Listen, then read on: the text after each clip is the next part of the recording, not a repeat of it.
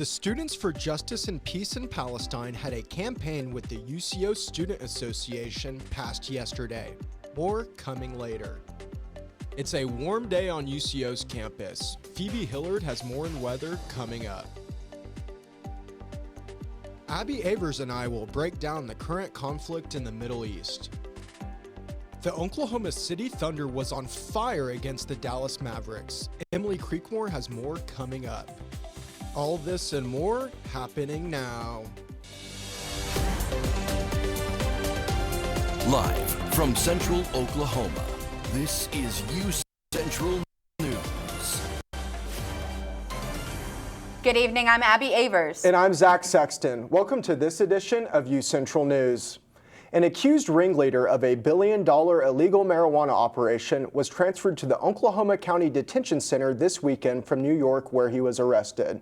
Hao Chen was arrested through Operation Blunt Force led by Oklahoma's Attorney General Office last month. The AG's office and state law enforcement shut down over a dozen illegal marijuana grow farms through the operation. 10 counties held operations from the Hao Chen organization. Chen and 19 others have been arrested through the operation, and Chen is currently facing criminal prosecution on 18 felony charges. Well, I believe there's a severe storm warning today. There is a chance of hell. Let's pass it over to Phoebe Hillard for our first look at weather. Hello Broncos, it's your girl Phoebe Hillard here with your first look at weather. It is currently partly cloudy with the temperature being at 79 degrees and humidity is at 51%. It is very cloudy because we are going to see some severe weather coming in starting tonight with chances of hail. Earlier, I sat with Michael DeReamer, and he's going to give you guys some tips and tricks to stay safe during this spring storm season. Hello, Broncos. I'm here with Michael DeReamer, the Emergency Management Director here at UCO. Thank you for joining me today. Of course. So I have some questions for you if you don't mind asking or answering them. Thank you.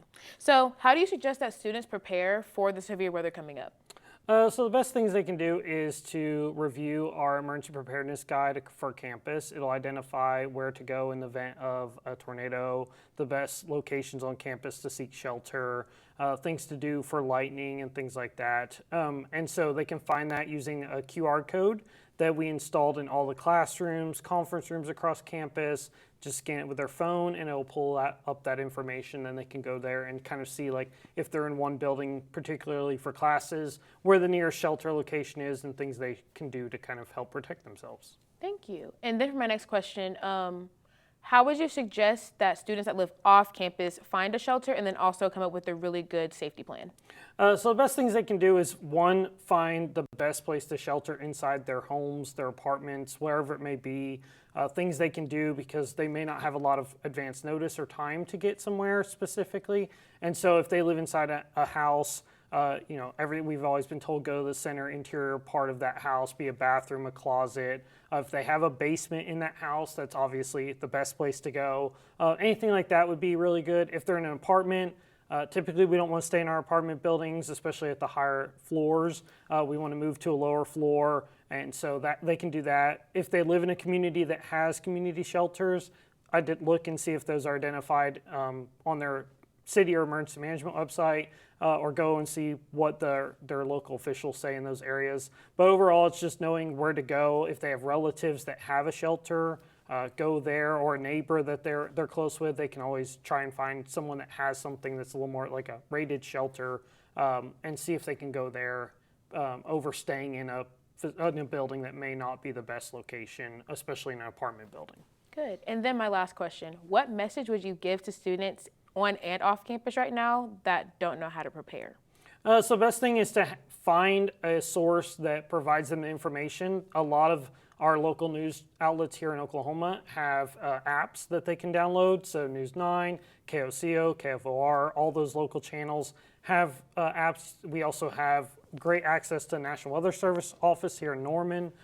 Things like that we can kind of do to get that information and have multiple ways of getting information. So go get a NOAA weather radio from Walmart. They're usually not very expensive.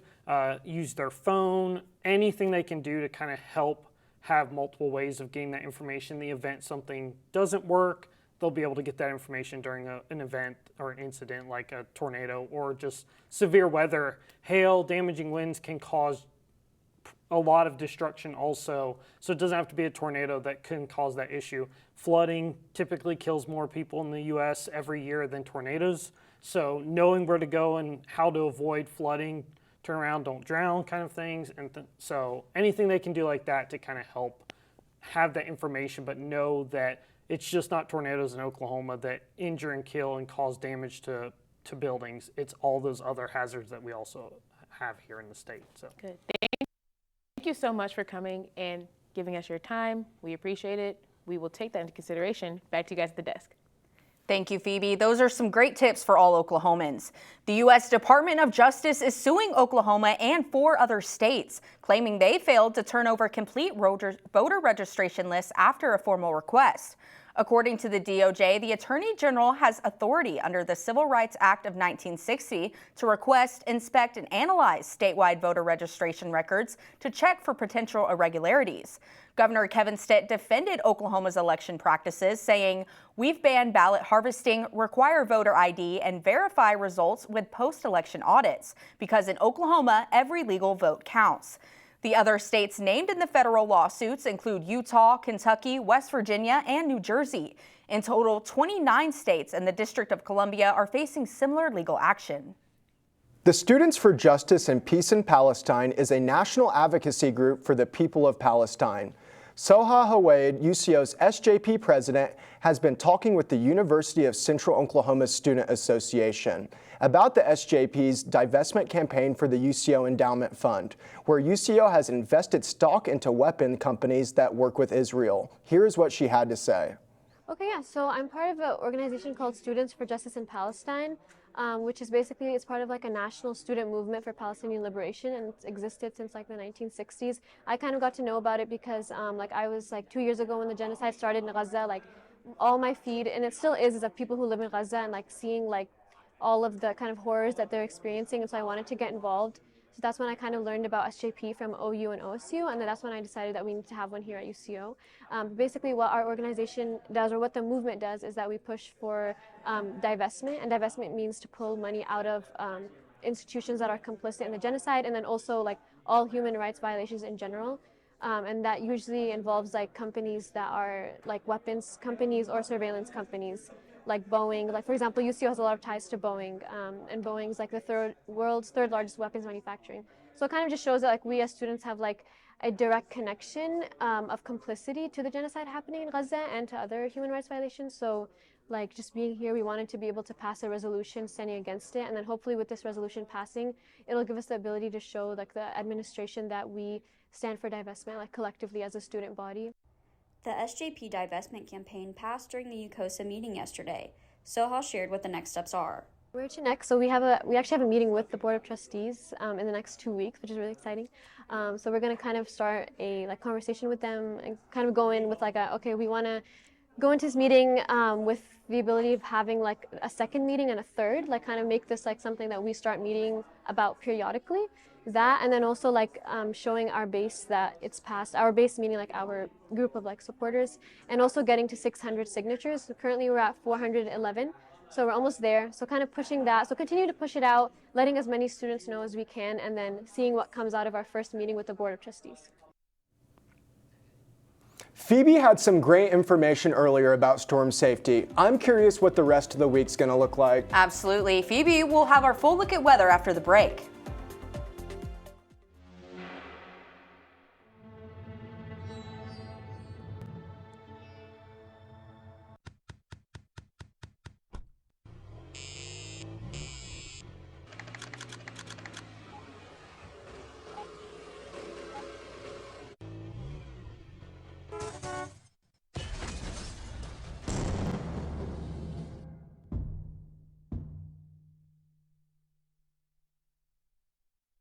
It's time to explore, to come out and play.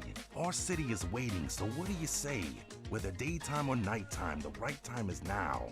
Finding those moments to make you go wow. Amazing new places to fit every mood. Shopping and dining.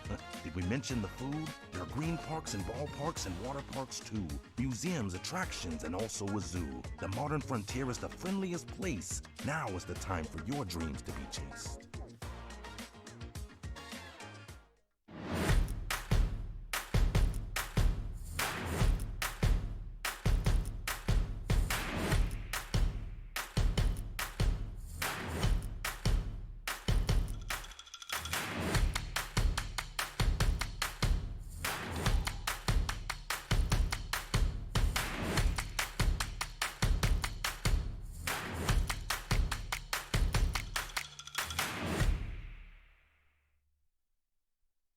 It's the Roadway Replay. Time for the lightning round, Brian. Let's rewind your drive to work. How far did your car travel while you checked your phone? 20 feet, 100 feet, the length of a football field? 100 feet. Oh, sorry, Brian. In just 3 seconds on the highway, your car traveled the length of a football field. Distracted driving? It's no game.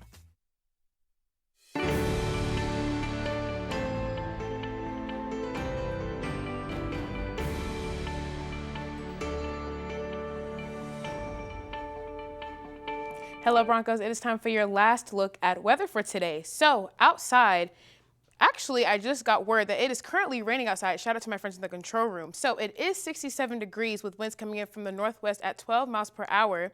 Humidity is up to 44, but it might be up a little higher because of the rain that's going on right now. Thank you, guys. So the algae index right now, guys, tree pollen is at an all-time high. It's actually a record high of what we've seen in the past years. And then ragweed is up as well. You won't have to worry about the grass and the mold as much, but definitely things that are growing outside, be aware of that.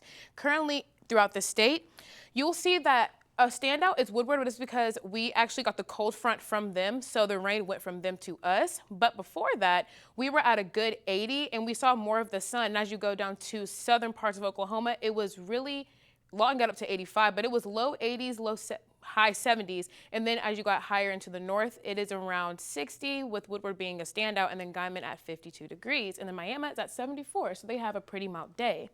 Looking at tonight, storms that have already started is going to be 45 degrees with winds coming in at 13 miles per hour from the north. Humidity is going to probably go up, but as of right now, it's going to be 37% most likely, and rain chances are going to be at 60%.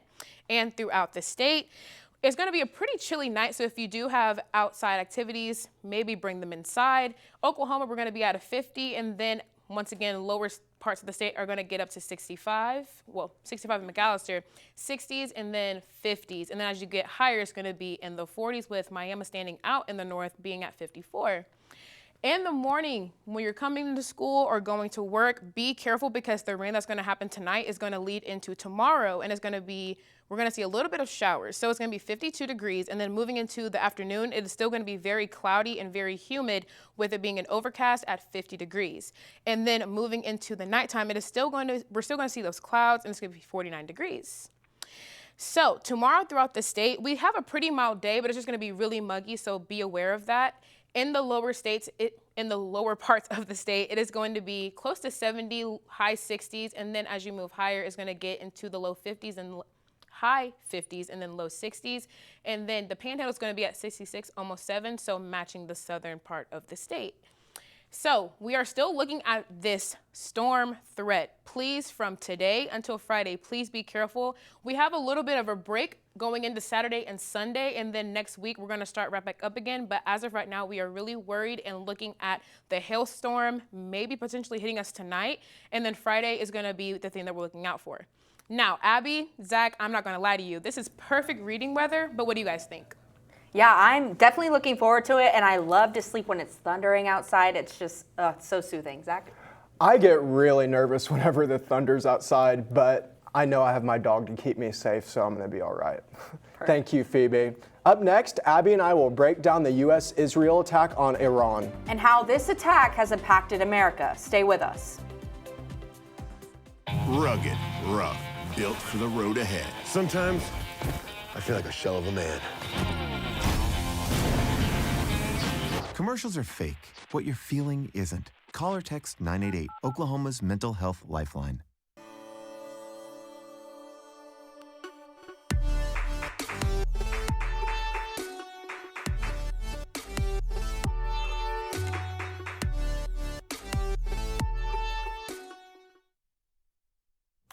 Emma, did you hear? Todd's in the hospital. Who's Todd? He got a collapsed lung from vaping. He thought it was cool. Not cool. Promise you won't vape, Emma. It can lead to a lifelong addiction, and we can't be friends if your lungs collapse. Bogus. Wacky sitcom teens aren't the best people to talk to your kid about vaping. Hey, you got a minute? You are. Start the conversation with your child about vaping today.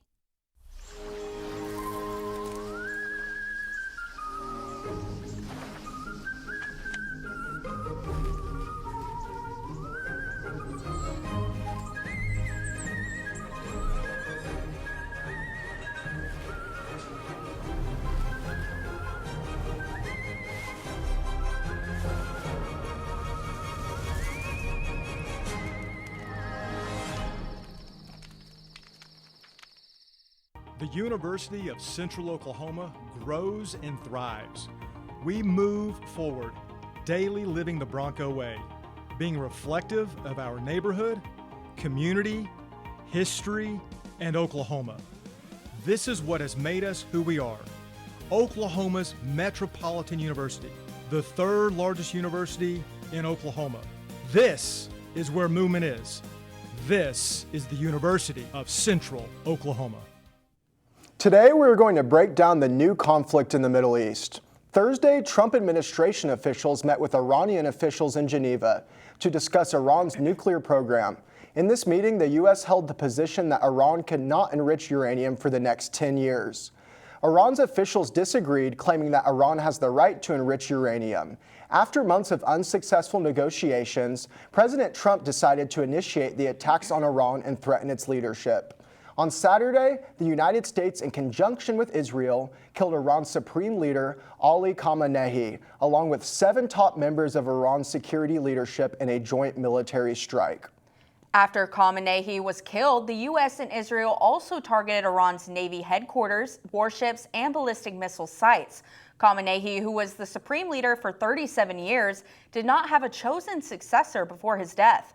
Iran's foreign minister, Abbas Araghchi, has said that the new supreme leader will be chosen soon.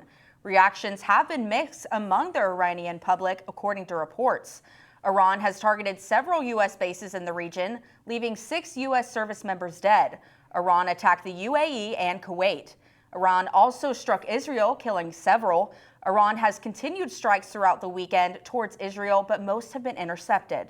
The U.S. has continued strikes on Iran since Saturday. President Trump made a statement on Monday at the Medal of Honor ceremony that the war could last for weeks. Lawmakers in the U.S. are split after the attacks on Iran were conducted without approval from Congress. Article 1 of the Constitution gives Congress, not the president, the power to declare war. Democrats and Republicans have criticized the move from Trump. The Defense Secretary, Pete Hegseth, defended the U.S.'s decision to attack Iran. Federal counterterrorism agencies have been reported to be on high alert for concern of Iran committing an act of terrorism on U.S. soil. Gas prices have risen by 11 cents overnight to about $3.11 in the United States. Though gas prices were already on the rise before the U.S. attacked Iran, crude futures have risen higher due to the ongoing war. President Donald Trump said this about the rising oil prices. I have never had more compliments on something I did. People felt it's something that had to be done. So if we have a little high oil prices for a little while, but as soon as this ends, those prices are going to drop, I believe, lower than even before. Trump stated Monday that the conflict could last 4 weeks or more. Gas in Oklahoma has jumped up by 15 cents since the attack. Coming up, Emily Creekmore will talk about which UCO wrestler took the regional title for their 4th consecutive year. And what record OKC Thunder's Shai Gilgeous-Alexander set after their road win on Sunday.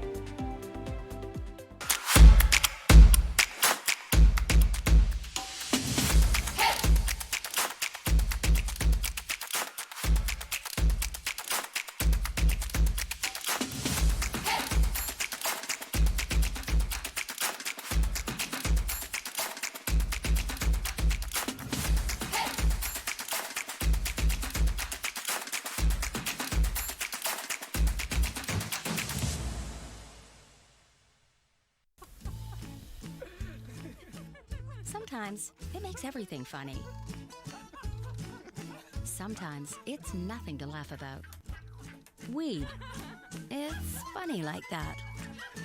And unlike alcohol, with marijuana, there's no legal limit. So even if you don't feel high, you could get a DUI. No matter how much weed you've had, don't get behind the wheel, because driving impaired is illegal. And that's no joke.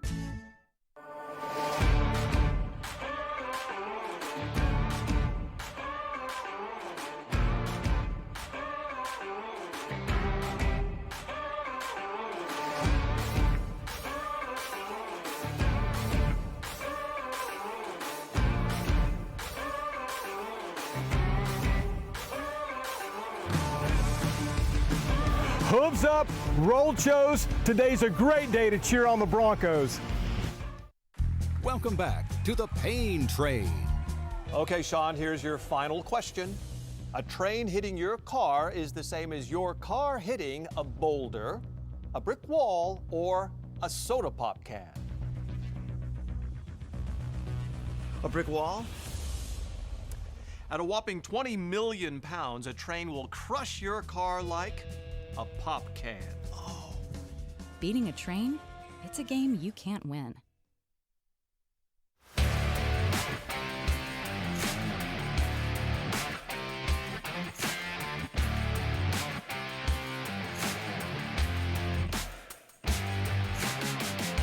Good afternoon, Broncos. I'm Emily Creekmore, and I've got your Tuesday sports news. The UCO softball team increased their win streak to 8 after going 5-0 this past weekend in the Midwest College Classic. The Broncos beat Augustana 10-2, Upper Iowa 9-1, Minnesota Duluth 9-1, Rockhurst 4-3, and finally Minnesota State Moorhead 5-0. After their weekend performance this past weekend, UCO's Shelby Beard was named this week's MIAA Pitcher of the Week, and Riley Lamos earned MIAA Hitter of the Week honors. UCO will be back in action this weekend, hosting Drury for a doubleheader on Friday at 12 p.m. and 2 p.m. And the UCO wrestling team captured its 6th straight NCAA Division II Super Regional 4 tournament championship this past weekend. Gabe Johnson became the 4th four-time regional champion in school history after winning the 157 weight class, increasing his win streak to 32 in a row. UCO's Eli Kirk, Jason Hanschel, and Hunter Jump also took the title in their matches, contributing to UCO's 156th victory. There will be 8 UCO wrestlers competing in the NCAA Division II Wrestling Championships. They are set to take place March 13th through 14th in Sioux Falls, South Dakota. And the men's basketball team finished their regular season 16-15 overall after falling short 82-75 to Northeastern State on Saturday afternoon. UCentral's Sam Fraley asked UCO students a little bit about the basketball team and championship tournament in Kansas City this week. Hello Broncos, it's Sam Fraley here reporting at the Nye University Center, where we're here to talk to some students about the upcoming MIAA basketball championships. So tell me what you know about the men's basketball team and their season as a whole this year. I've heard that they've done really good this season, and I'm excited to see how far they go in the championship. I know JV, we went to high school with JV. He always been a dog. But, yeah, I think they can do it. I think they got it. How do you feel about their chances against Pittsburgh State in their first round? Honestly, I think they can hoop. I think they got a chance of winning, but they got to go there and play for real. Hopefully Josh and JV get some buckets. I'm rooting for them. Will you talk a little bit more about the upcoming championship and your hopes for the team about how far they'll make it? I think they can make it all the way. I mean, they've been doing really well this year, and I think it's in their cards. UCO enters the MIAA basketball championship as the 9th seed and is set to play the number 8 seed Pitt State. The two met twice on the regular season, where the Broncos lost to Pitt State 77-63, but took the victory in their home matchup against the Gorillas in January 69-59. Game 1 is set to take place at 6 p.m. tomorrow evening in Kansas City, Missouri. The winner will advance to the quarterfinals to face number 1 Washburn on Thursday. The Oklahoma City Thunder pulled off a couple of weekend wins starting Friday evening when the Thunder beat the Denver Nuggets 127-121 in an overtime thriller. UCO then traveled to Dallas on Sunday, where they took the 100-87 victory over the Mavericks. Shea led the offense, finishing with his second straight 30-point game in his first 2 games back after the abdominal strain he suffered a couple of weeks ago. Shea also became the first player in NBA history to record 59 straight 20-point road wins, officially passing Wilt Chamberlain's all-time record. He needs at least 4 more consecutive 20-point games to beat Chamberlain's all-time 20-point streak of 126. Chet Holmgren, Isaiah Joe, and Jared McCain also contributed to the offense, finishing Sunday evening's game in the double figures. The team also added 8 blocks along with their 9 steals in their victory. UCO will remain on the road, heading to Chicago tonight to face former Thunder player Josh Giddey and the Bulls, with tip-off set to begin at 7 p.m. Zach, Abby, it's a 7 p.m. game, so I think we can catch it tonight. I was born in Oklahoma City, raised in Oklahoma City, and tonight I'm excited to watch Oklahoma City. Yeah, absolutely. I plan on catching it. I might not make it through the whole game since it's at 7, and I'm an old grandma. But thank you, Emily. Coming up next, a look into this Sunday's Actor Awards. The University of Central Oklahoma grows and thrives. We move to meet our students where they are and get them where they want to go. Over time, thousands of students have made the move to UCO. They come to pursue their passions and find their calling, to improve their lives families, and communities. UCO moves and motivates students in and out of the classroom. Here, potential takes flight. Our students' curiosity ignites a spark that fuels transformation. Oklahoma's Metropolitan University, the university that hasn't stopped moving since 1890. In fact, we are gaining momentum. This is where movement is. This is the University of Central Oklahoma.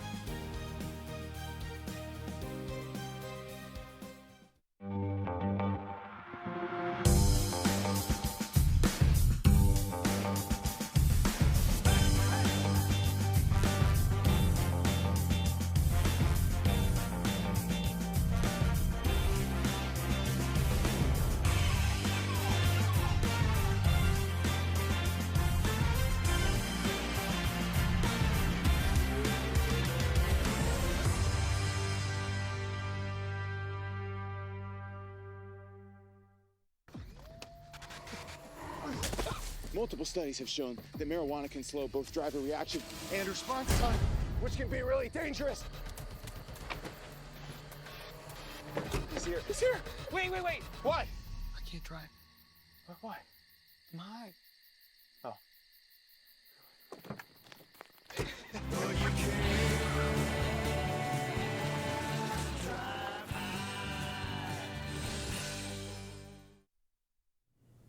SAG-AFTRA, the Screen Actors Guild, changed the name of its honors this year to the Actors Awards to emphasize it's the only industry honor given solely to actors by actors.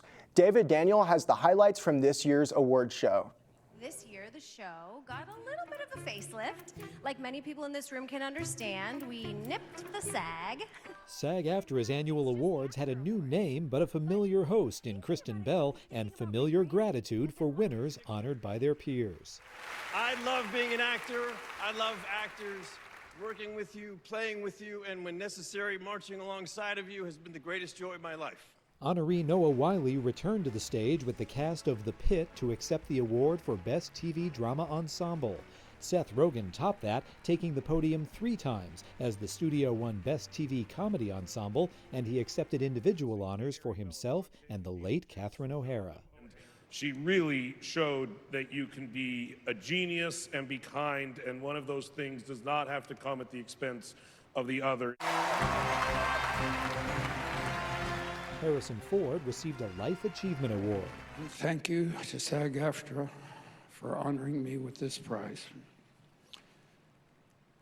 This is very encouraging. I wasn't expecting this, but it does really mean a lot to me from my peers. Film honorees included Amy Madigan for Weapons. To work with my heart in my hand and stand beside my brilliant, daring friends who show me their heart. I mean, what a way to spend a life. Thank you. Jesse Buckley for Hamnet. This ride has been unbelievable, so thank you for welcoming me in and making me feel seen. And Michael B. Jordan, who retook the stage with his Sinners cast to accept Best Motion Picture Ensemble. From the bottom of our hearts to the bottom of your hearts, thank you so much. Thank you so much for everything. In Hollywood, I'm David Daniel. Well, I am so glad that Noah and The Pit won because that's just an absolutely incredible show. Well, unfortunately, that's all the time we have for today. I'm Abby Avers. And I'm Zach Sexton. Have a good night.